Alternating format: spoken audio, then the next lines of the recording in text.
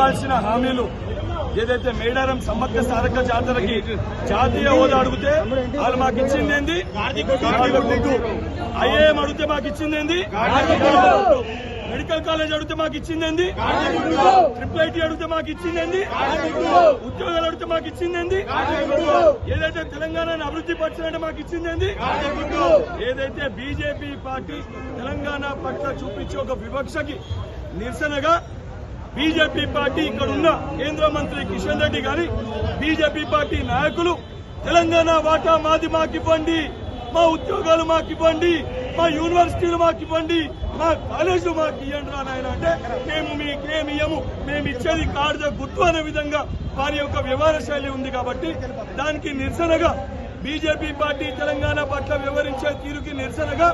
ఈరోజు గాడిద గుర్తు లెక్క వారి యొక్క వ్యవహారం ఉందని చెప్పి ఒక వినూత్నంగా ఈ యొక్క